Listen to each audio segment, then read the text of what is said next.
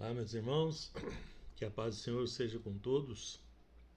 Hoje vamos gravar aqui o último vídeo da série, né?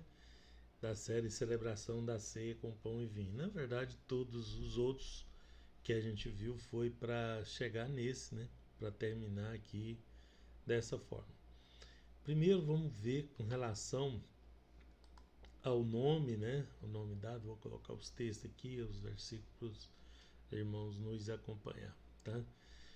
1 Coríntios 11, 20 chama de ceia do Senhor, e é o nome que nós vamos dar aqui, é ceia do Senhor, que é o nome dado por Paulo, né? Então, o que nós celebramos com a ceia, né? Observe que Melquisedeque e Abraão, lá no primeiro vídeo, celebraram a vitória sobre os inimigos. Jesus e a família dele e os amigos celebraram um casamento. Então, toda celebração ela tem um porquê. Qual é o motivo da celebração? Como eu disse para vocês no outro vídeo, né? Que a gente não celebra a ceia. A ceia é uma celebração. A gente celebra algo com a ceia. Do mesmo jeito que eu expliquei pelo hino, não foi? Né? Onde a gente não louva um hino, a gente louva ao Senhor com um hino. A gente usa o hino para louvar o Senhor. Então a ceia é uma celebração. Então, o que nós estamos celebrando? É isso que a gente vai chegar aqui, tá? Veja que em Colossenses 2, 16, 17, fala das celebrações.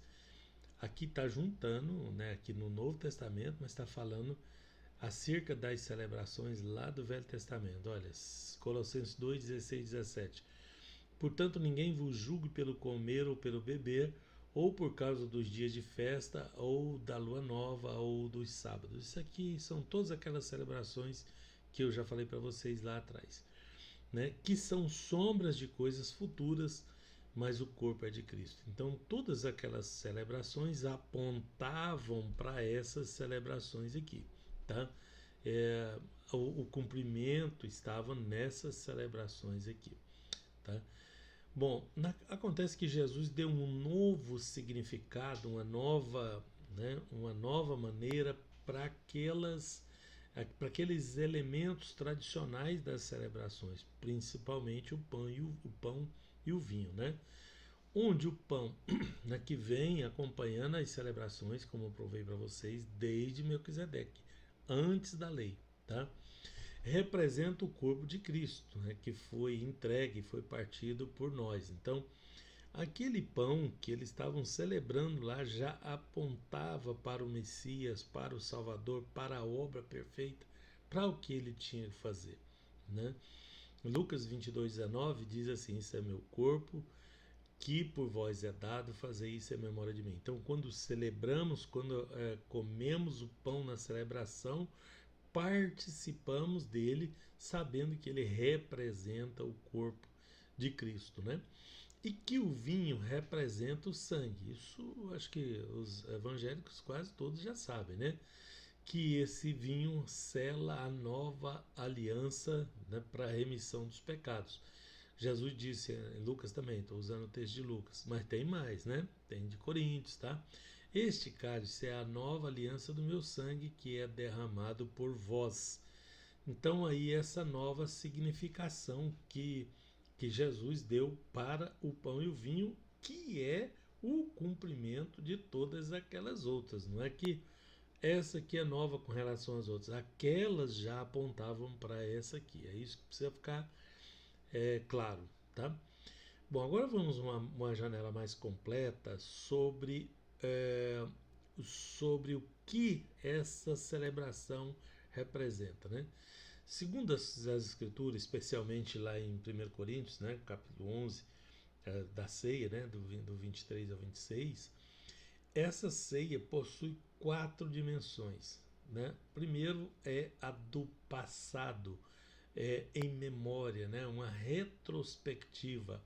É um ato para recordar o sacrifício de Jesus na cruz, desculpe. Não é apenas uma lembrança mental, mas um memorial ativo. Por isso ele nos mandou celebrar para que a gente mantivesse vivo isso, para não sair da memória, porque esse memorial é o que é importante, já que ele deu tanta importância a isso. O outro motivo, né, o outro apontamento da celebração da ceia é para proclamação, porque todas as vezes que comer esse pão e beber esse cálice anunciais a morte do Senhor. Então proclamamos a morte dele, né? E nos lembramos que ele morreu na cruz do Calvário. Então a proclamação é para nós mantermos vivo essa proclamação, é o testemunho público da fé no sacrifício de Cristo. Então quando você testemunha e quando você afirma isso na celebração, é uma proclamação daquilo que já aconteceu. Então, apontando para trás, a ceia é um memorial e nos lembra do sacrifício. No presente, ela serve de comunhão e de proclamação, né? Que nós chamamos de koinonia no grego. Representa a unidade da igreja, né? Ao comer o mesmo pão, os crentes declaram que são um só corpo em Cristo, né? É uma comunhão, essa comunhão. Então, no passado, ele é um memorial, no presente, ela é a comunhão. E no futuro, ela é uma esperança, né? Ela é prospectiva, deve ser celebrada até que ele venha, né? Aponta para o futuro banquete messiânico no reino de Deus. Então, a ceia em si, ela é a representação disso, tá? Desde a morte, né, passa pela comunhão e vai até o fim das coisas. Então aqui nós temos os 3 tempos do ano profético que eu mostrei no vídeo passado, tá? É bom vocês assistirem os outros vídeos. Eu não conseguia colocar, embutir isso tudo num vídeo, aí eu fiz 7 vídeos, né? Esse é o 7º, para explicar tudo isso, para que fique bem claro. Bom, nós temos aqui então que a Bíblia, embora celebre o vinho como uma dádiva, né, ela faz distinção clara entre uso festivo e abusivo, tá? O vinho, né, o vinho sem mistura, o vinho sem fermento, o vinho puro é o que é utilizado, porque há uma condenação. Provérbios, né, as epístolas de Paulo adverte severamente contra a embriaguez. Vou deixar os versículos aqui. Provérbio 21, Efésios 5, 18. Mas o outro, Levítico 10, eu vou ler para vocês. Porque bebida forte é proibido, era proibido desde lá daquelas celebrações.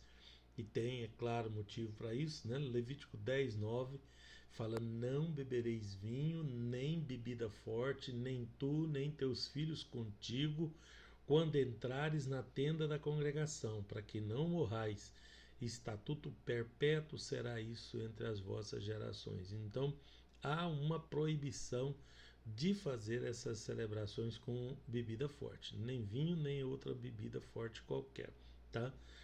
Então, isso fala do equilíbrio, né? O foco bíblico está na gratidão ao Criador pela provisão que traz alegria e comunhão, mantendo sempre o domínio próprio, né? E não pode ser feito isso artificialmente através da bebida ou né, da substância. Tem que ser uma alegria própria, uma alegria que flui do coração, e por isso a proibição de bebida forte na celebração. Bom, como é a celebração da ceia do Senhor? Né? Por que a ceia é celebrada então? Por alguns motivos, né, que eu coloquei para vocês aqui. Obediência primeiro ao mandamento de Jesus, porque Jesus mandou que a gente fizesse isso, fazer isso em memória de mim, né? A lembrança do passado, né, do sacrifício, né? Nós celebramos por isso, proclamação, comunhão, que a gente já viu, e a esperança da volta, que é para o futuro. A ceia foi instituída por Jesus na noite que foi traído, tá? Durante a Páscoa judaica.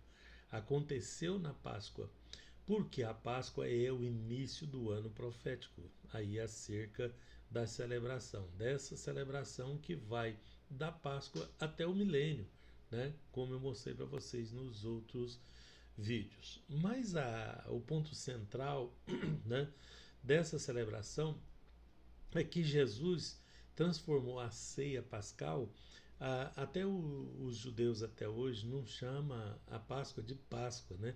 Eles chamam de pães asmos, que é a segunda festa. Então são três festas: a Páscoa, pães asmos e a primícia. No primeiro grupo são três festas. E eles acostumaram a chamar isso. E os cristãos inverteram, né? Trocou a Páscoa, que seria a primeira festa, ela é celebrada no domingo, né? Os cristãos evangélicos, poucos estão celebrando. A minha preocupação aqui, o meu alerta aqui é para a gente voltar a celebrar, né, da forma correta. O dia até não tem muita importância, eu vou explicar isso para vocês, tá? Mas os cristãos católicos, por exemplo, eles celebram a Páscoa no domingo, né? E a Páscoa é o primeiro dia da festa, é o dia da morte do Cordeiro, é o dia inicial de toda esse cerimonial aí, tá? A ordem é importante, né? Mas o dia do mês ou do ano não tem muito importância, eu vou explicar, tá? Isso representa a nova aliança, né? Lembra que o sangue derramado para a remissão dos pecados mostra que não estamos mais debaixo das cerimônias antigas, mas debaixo da graça. A ceia, ela é como uma memória, né? Jesus diz: fazer isso em memória de mim. Nós temos que lembrar dela e não excluir ela também, né? A ceia não é uma repetição do sacrifício, ou um ritual, uma tradição vazia. Não pode ser isso, tá? Então ela não é isso, ela não é uma repetição, ela não é um rito vazio, tá? Então o que ela é? Ela é um memorial de gratidão, de renovação espiritual e de reafirmação da fé. Ela é para reafirmar a nossa fé, para nossa fé ficar uma fé viva, né? E não perdermos a essência. Deus deixou isso, Jesus celebrou isso, colocou para nós para que nós não nos esquecêssemos disso, tá? Muito bem, ele mesmo, Jesus mesmo, inicia essa celebração na Páscoa, que é na nossa análise aqui, o início do ano profético que eu mostrei para vocês no outro vídeo, tá? Então a Páscoa é o início e ela acontece mais ou menos abril ou maio, né? Não tem muita importância o dia que vai ser celebrada a Páscoa e falo para vocês por quê. Para começar, nossa posição no globo é diferente da posição de Israel. Era nessa época, por causa das primícias, e iniciava a colheita. A colheita lá, que nós estamos no outro hemisfério, é ao contrário, né? É noutra época do ano que vem a colheita. Por que era na época da colheita? Não é por causa do ritual também. Então, o que eu estou dizendo para vocês é que o ritual não é tão importante, né? Não é isso que Deus espera de nós, né? Melhor é obedecer do que sacrificar, porque justamente eles faziam isso na época da colheita porque tinham que ter algo para oferecer. Uma das proibições também era que alguém aparecesse vazio diante de Deus. Deus não quer que ninguém apareça vazio diante dele. Essa advertência aparece várias vezes lá no VT. Tá? Então, é uma preocupação que fosse feito na época que tivesse. Agora, hoje, nós temos os salários, quase todo mundo recebe salário mensalmente e tal. Então, o dia que eu vou celebrar isso, né? E nós acostumamos a celebrar a ceia em 12 vezes, né? Uma vez por mês, é uma tradição, tá? Porque nós copiamos isso da Igreja Católica lá na Reforma. A Igreja Católica trocou o culto pela missa. E na missa tinha a Eucaristia em toda a missa. E quando veio a reforma, eles seguiram essa mesma rotina de ter a ceia em todas. No caso, a Igreja Evangélica adotou uma vez por mês. A missa é toda vez que se celebra a missa ali. Né? Era feito, não sei se ainda é feito assim, mas era feita na missa, tinha o momento da Eucaristia, que é uma representação dessa ceia. Diferente, mas é uma representação dela. Tá? Até falei outro dia para umas pessoas conhecidas que eu não concordo muito em celebrar a ceia uma vez por mês.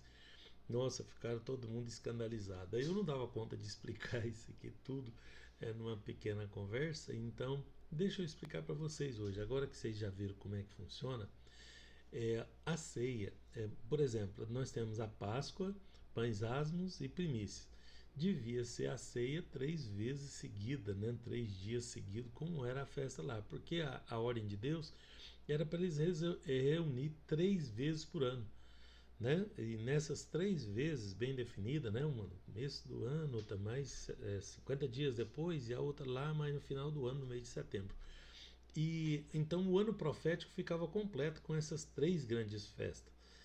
E quando a gente faz uma festa assim de 3 em 3 meses, ela tem uma importância. Mas pensa comigo, se eu fizer uma festa todo mês, ela não vai perder um pouco do seu brilho, né, da sua essência, vai ficando meio banalizado, igual foi ficando mesmo. A ceia, muita gente já esqueceu até para que ela serve. Muita gente celebra a ceia pensando que ela é outra coisa, né? E até a igreja perdeu o pique de ficar ensinando, e ela tinha esse pique, tá? De ficar ensinando o que é. Então, por isso, acho que o ideal fosse de 3 em 3 meses, mas ou 4 meses. Mas não tem problema se for ou não for, se for todo mês, não tem problema também. É só dar significação para essa ceia, né? Já que a tradição é fazer a ceia todo mês, né? Aí nessa forma ela vira um rito, um ritual, né? Ela vira uma celebração ritualística. No meu caso aqui, que eu estou explicando para vocês, ela seria mais bem aproveitada como celebração. Mas tudo bem, vamos imaginar que a gente vai ter 12 ceias por ano mas que cada ceia dessa tem que trazer uma celebração específica, ela tem que ter um motivo de celebração, tá?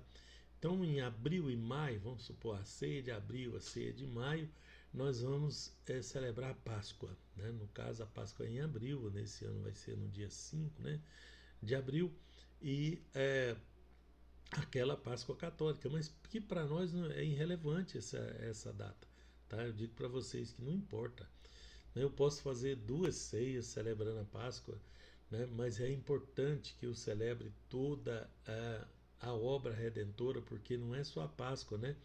Nós temos a Páscoa, nós temos os pães asmos e temos a primícia para celebrar. Né? E o que a gente celebra com isso? Dá uma olhadinha no que eu coloquei aqui para vocês. Os motivos, né? Os títulos, os temas que precisa ser pregado, que precisa ser ensinado nesse dia. Tá? A Páscoa representa isso que eu deixei. Então, a morte vicária, né? A morte substitutiva, a redenção, o resgate, o pagamento do resgate, está na obra perfeita, né? O livramento do pecado, o perdão, isso está nos pães asmos, né? Marcados pelo sangue de Jesus. O sangue de Jesus derramado está na Páscoa, né? E a ressurreição está nas primícias, ele é a primícia dos que dormem, tá? E ele é o caminho, a verdade, a vida, e tem muitos outros motivos. Então, nós não escolhemos o tema já vem escolhido, o tema é esse, né? A primeira reunião do ano, né? A primeira reunião profética, o início do ano profético está entre o mês de abril e maio e precisa celebrar tudo isso aí com o Senhor. Então, quando nós celebramos aqui, nós estamos anunciando a sua morte e a sua ressurreição. Todos os temas ligados à morte e à ressurreição estão nessas ceias aqui do início, né, do início do ano profético, que seriam as 2 ou 3 ceias daqui, né? Eu sugeri 2, abril e maio, né? Depois vem o segundo encontro, que era 3 vezes por ano. No segundo encontro era exclusivamente a igreja e o Espírito Santo. Isso são vários meses, né? É junho, é julho, é agosto, setembro, outubro, novembro, tá? Todos esses meses aí é o período da igreja no ano profético, tá? E o período da igreja, então, essas ceias que acontecem aqui, ou a mensagem ela é da igreja ou é do Espírito Santo, ou as duas coisas, né? A igreja é a comunhão dos santos, nova criatura em Cristo, justificação pela fé. Então a igreja é em atividade, né? Aprendendo adoração e oração, o Espírito Santo ou outro consolador. Então são temas que eu sugeri, mas que podem ser adaptados, né? Regeneração, ser gerado de novo, uma obra do Espírito Santo. Olha, as duas coisas juntas. Santificação para ver o Senhor, porque sem a santificação ninguém verá o Senhor, tá? Então, nesse período, nessas ceias aqui, a gente tem que fazer uma celebração e anunciar isso.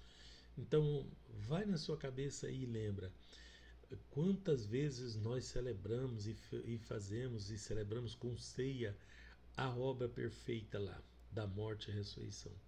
E depois, quantas vezes nós celebramos com ceia, né, a igreja e o Espírito Santo operando nessa igreja, tá? E o terceiro encontro do nosso ano profético nós chamamos de festa dos tabernáculos, tá? A festa dos tabernáculos, ela tem uma particularidade, né? Ela é a celebração das últimas coisas, né, de dezembro a março, né, o mês de dezembro também, janeiro, fevereiro, porque em abril já é a Páscoa para o novo ano, né? Então de dezembro a março, as ceias aí vai com os temas das últimas coisas, que começa no arrebatamento da igreja, que é a trombeta anunciando que a vinda de Jesus vai acontecer, né? Que depois da vinda de Jesus vai acontecer o reconcílio com Deus, né? Com o povo que não conseguir ir nas trombetas, né? As bodas do Cordeiro, né? A grande celebração lá no lugar preparado, a grande tribulação que vai acontecer aqui, tudo isso faz parte do tema do último encontro do ano profético que nós vimos, tá? E aí inicia o milênio de paz, né? E o juízo final. 1000 anos e depois dos 1000 anos o juízo final. É assim que Deus espera, é assim que Ele espera que nós celebremos, né? Os maiores êxitos que tiveram os servos de Deus foi quando começaram ou voltaram a celebrar as grandes festas do Senhor. Ora, deixa eu dizer mais uma coisa para vocês. Por que nós devemos celebrar essa ceia? Primeiro, porque Jesus ordenou, é uma ordem, tá? Segundo, porque nós lembramos do sacrifício de Jesus para ele manter vivo. Se não é essa celebração, há muitos já teríamos esquecido essas celebrações aí, porque a igreja vai mudando, muda as coisas, né? Refaz certas coisas. E se a gente não tiver uma coisa fixa, imutável por Deus, a gente acaba perdendo a essência. Eu fui numa igreja recentemente, né, que é um outro caso, mas que serve para ilustrar, que lá não canta os hinos da harpa. Eu tenho o costume de, né, sou defensor dos hinos da harpa, e lá não canta. E quando eu sugeri que alguém lá conhecia, cantou um hino da harpa, um obreiro, um presbítero que estava do meu lado ficou encabulado, mas que hino é esse? De onde eu fui mostrar a harpa? Ele nem sabia o que era. Olha, no ano que nós estamos, alguém não conhecer, que está sentado em cima do púlpito, não saber o que é hino da harpa. Imagina, se a gente deixar a ceia, vai cair no esquecimento, né? A celebração, o motivo da celebração, é isso que nós precisamos lembrar. Não é a ceia, não é o pão e o vinho que nós estamos interessados. Nós estamos interessados no que nós estamos celebrando com esse pão e o vinho. Por isso a importância de eu mostrar isso para vocês, tá? Então Jesus ordenou, até que ele venha tem que ter esse sacrifício aí, né? E lembrar o sacrifício dele, né? Renovar a nossa fé e a nossa comunhão com Deus. Isso renova a gente espiritualmente, tá? Reafirmar a unidade do corpo de Cristo. A unidade da igreja depende muito disso, tá? É um momento de autoavaliação, autoexame. Examine-se o homem a si mesmo, depois come do pão e beba do cálice. O exame é esse, né? As pessoas ficam pensando que é outra coisa, ficam julgando um ou outro. Não, é isso aqui que nós estamos falando, tá? Porque é um anúncio da nossa esperança. Nossa esperança está baseada nisso. Veja que a doutrina das últimas coisas tem sido negligenciada em nossa igreja. Raramente você vê alguém falar sobre isso. E é parte importante da celebração, que deveríamos estar fazendo isso com ceia. Ah, mas lá na minha igreja prega sobre a trombeta, né? Sobre o arrebatamento. Mas celebra isso com ceia? É a minha pergunta, tá? E quando devemos participar então? Ora, pode participar todo mês, se for o caso. Eu não aconselharia, eu sentaria e pensaria. É difícil mudar uma cultura, né? Já virou uma cultura. Ah, temos que participar da ceia. Tem gente que se ele ficar um mês sem a ceia, ele fica preocupado, fala, não, está faltando, está uma lacuna aqui. Então não é esse o caso aqui. Né? Eu acho que seria mais produtivo se a gente fizesse de outra forma. Mas aceito com prazer que a gente se faça isso todo mês, mas desde que a gente celebre, que a gente celebre as primícias, que a gente celebre os pães asmos, que é claro que nos dias de hoje, né, com os temas de hoje, eu estou deixando os temas para vocês aí, por isso, né?